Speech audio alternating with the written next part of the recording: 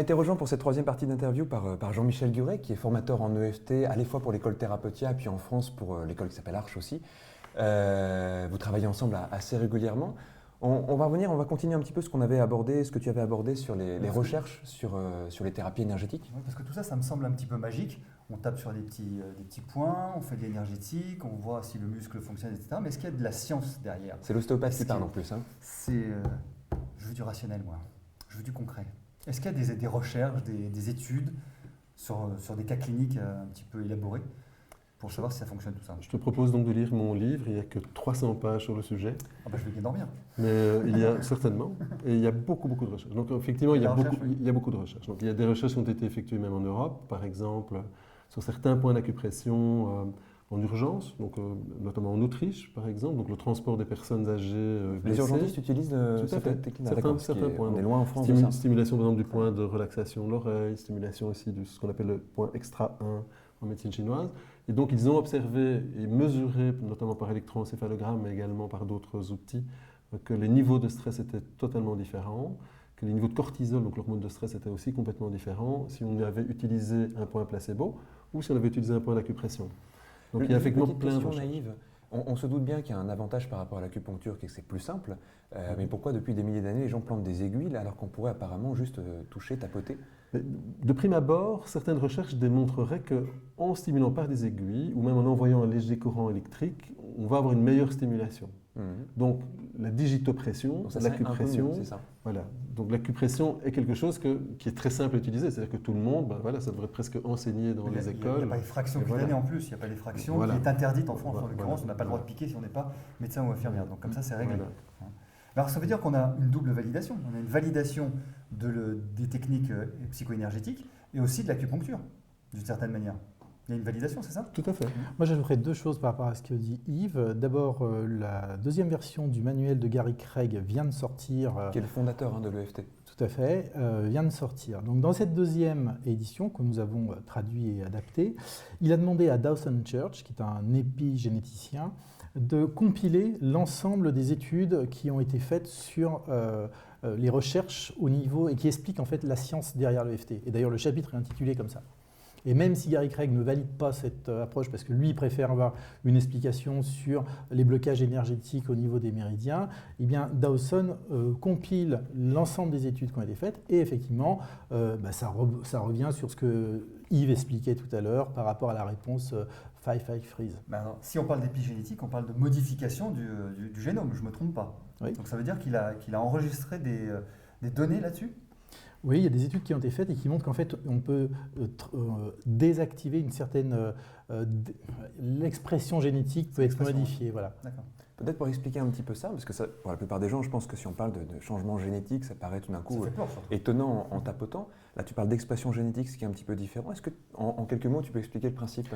Oui, en fait, ce qu'on peut dire pour simplifier, au départ, il y avait un dogme qui disait que, grosso modo, sorti de l'ADN, tout était inscrit dans l'ADN, et sorti de là, rien n'était possible. Et puis, des chercheurs ont fait des études sur des jumeaux qui sont homozygotes, c'est-à-dire qui ont exactement le même patrimoine génétique. Et il y a un cas assez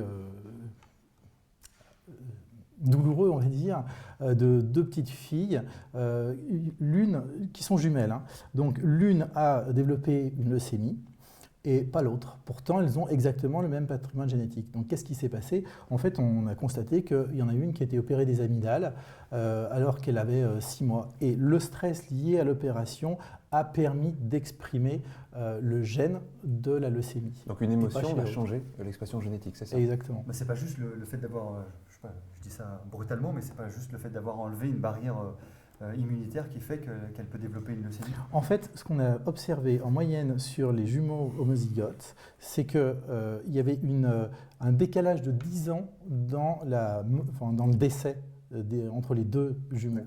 Donc ça se fait à grande échelle. Donc il y a une étude a été menée sur 700 paires de parfaits jumeaux. Et donc effectivement, ils ont observé une moyenne d'âge de différence de 10 ans. Donc ça ne pouvait pas s'expliquer par le capital génétique, et donc ça s'est expliqué par l'environnement et le type de pensée, donc le type de personnalité qu'on avait pu développer. Et autour de ça, le docteur Blackburn a reçu le prix de médecine, Nobel de médecine, je crois que c'était en 2008, c'est une Australienne. Elle a démontré, elle a pu travailler sur ce qu'on appelle les télomères. Les télomères, c'est ce qui empêche les listes d'ADN de se défaire. C'est un petit peu comme le bout de vos lacets, le petit bout en plastique pour éviter que on tire sur le miracle de l'anti-aging actuel, voilà. le télomère. Alors, exactement. Et alors, c'est qu'effectivement, donc ce télomère, donc ce Dr Blackburn a démontré en travaillant sur l'environnement et sur les pensées qu'on pouvait le rajeunir, c'est-à-dire le désoxyder, entre guillemets, et donc le faire tenir plus longtemps. Et donc, s'il tient plus longtemps, il y a moins évidemment de problèmes de programmation, de mauvaise programmation, etc. Et donc, c'est vrai que tout ce travail au niveau de l'épigénétique est super intéressant. Et c'est effectivement super important en psychologie énergétique parce qu'on travaille à la fois sur la stimulation de points pour déconditionner donc, les niveaux de stress, mais également en déconditionnant les niveaux de stress, que fait-on? On repermet à la gaine protéinique qui entoure donc, les listes d'ADN de se reconstruire et donc du coup on empêche la lecture des plans avec peut-être des maladies qui peuvent être là mais qui ne sont pas exprimées. Alors on imagine que les regroupements que vous faites entre la France, la Belgique et éventuellement les autres pays comme l'Australie, l'Angleterre et les États-Unis, peut-être que vous aussi vous travaillez sur des études pour essayer de développer et d'entériner un petit peu? Alors c'est un peu tôt là pour en parler, mais on est en train effectivement, c'est un scoop. En fait, l'idée est d'observer avec l'imagerie, avec un IRM fonctionnel assez puissant, ce qui se passe dans le cerveau. Donc le projet de l'étude que nous allons co-lancer avec une équipe de chercheurs de Saint-Étienne va consister en fait à identifier des personnes qui sont en état de stress post-traumatique et ensuite d'observer ce qui se passe dans leur cerveau lorsqu'on leur envoie certains stimuli, ensuite de mener différentes sessions de FT pour déconditionner le trauma et de les repasser et pour voir la différence. Donc ça, c'est des images qui sont extrêmement importantes et utiles, qui permettront de montrer l'efficacité de ça. Alors, c'est vrai que vous êtes tous les deux quand même vraiment à la pointe de ces domaines-là, à la fois donc en Belgique, en France et en Europe, puisque je crois que vous êtes la première école à avoir vraiment consacré une dominante aux thérapies énergétiques. Donc toi, tu développes un petit peu cette école en France en ce moment, Therapeutia, et vous organisez régulièrement quand même, vous faites venir des personnes un peu du monde entier quand même pour parler de ces approches. Est-ce qu'il y a un public qui commence à s'intéresser à ça? Est-ce que les thérapeutes commencent à se former? Est-ce que les personnes commencent à être sensibilisées? En tout cas, en Belgique et ici aussi en France, mais en Belgique, nous formons, bon an, mal an, entre 2000 et 2500 personnes. Par année? Par an. Ouais, ce qui est substantiel. Et ce sont principalement des thérapeutes. Ça peut être des psychologues, des médecins, mais aussi des thérapeutes, on va dire, de tous bords. Même des ostéopathes? Voilà. Il y a des ostéopathes aussi. Ils sont trompés. C'est une erreur, ça va, ça arrive. Ils appellent ça la reconversion professionnelle. C'était pas laïque? Je ne sais plus. Oui, il n'y a pas de question de foi. On parle de reconversion, c'est un peu prosélyte.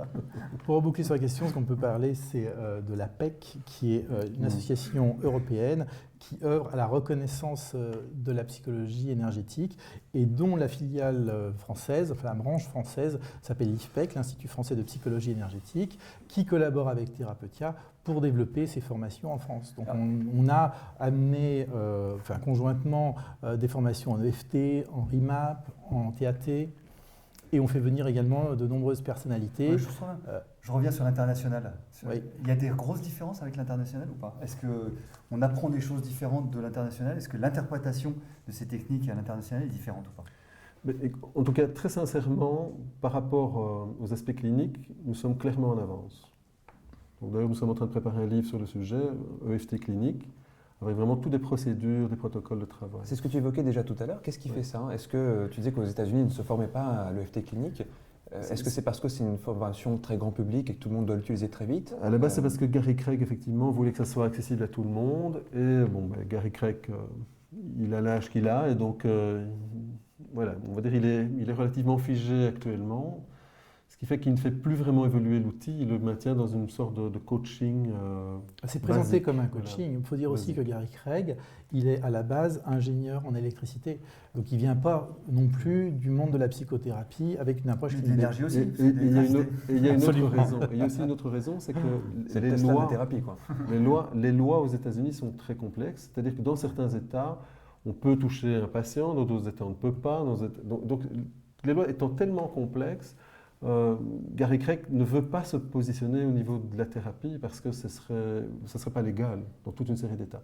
C'est d'ailleurs une des raisons pour lesquelles, vous savez qu'il y a des monstres du Loch Ness en psychologie énergétique. Hein, de temps en temps, comme les gens ne connaissent pas bien, que ça a l'air un peu magique, on va dire ah mais ça pourrait être une secte ou un drôle de truc. Oui, on a vu des articles récemment sur voilà. ces sujets-là. Et de temps en temps, ils vont dire ah oui mais Gary Craig, il est ministre du culte de l'Église des Saints des derniers jours de la Californie du Sud, c'est pas vrai. Ou quelque chose du genre. Et c'est tout à fait vrai. Alors il y a une raison, c'est tout à fait vrai. Il y a une raison, c'est que aux États-Unis, vous pouvez acheter un diplôme de ministre du culte d'une quelconque église, mais si vous êtes ministre d'un culte, vous pouvez toucher les gens. Et donc comme lui, quand il tapote, il aime bien aller toucher les gens, eh bien forcément, pour ne pas avoir de soucis au niveau légal, eh bien, il est ministre du culte. Et donc c'est pas évidemment donc c'est un détournement. Donc évidemment, c'est pas OK. Enfin en tout cas pour nous, c'est pas OK. Mais il s'est adapté à la situation légale aux États-Unis. Mais il n'a pas fait évoluer pour autant le discours. Quelles sont aujourd'hui les personnes qui sont vraiment à la pointe de ces techniques-là et est-ce qu'on peut les rencontrer régulièrement en France, peut-être à Bruxelles aussi? Alors on en fait venir plusieurs avec Yves. Moi je ferai juste un petit retour sur ma formation, comment je suis venu à l'EFT. Après m'être formé à l'hypnose avec Brigitte Ansoul, je suis allé me former à l'EFT en Belgique grâce à elle et à l'EMDR par la même occasion. Et effectivement, après, j'ai regardé ce qui se faisait un petit peu en France et pour progresser, eh bien, on a eu l'idée d'aller tous ensemble voir ce qui se passait aux États-Unis. Et c'est vrai que là, effectivement, on a vu que le niveau était plus au niveau du coaching que de la thérapie clinique. Et donc, il y a eu effectivement cette mise au point clinique dans l'EFT. Et puis également, on a fait venir des pointures comme par exemple en ce moment Steve Wells et David Lake. David Lake est neuropsychiatre, Steve Wells est psychologue. Et c'est la première personne à avoir fait une étude pour prouver la validation clinique de l'effet de l'EFT. Et donc dans d'autres types d'invités, c'est Tapas Fleming, par exemple, TAT, ou Steve Reed, qui est aussi psychologue, donc, qui a fait RIMAP, ou d'autres invités comme ça, Willem Lamers, qui est en Suisse, lui, pour logosynthèse.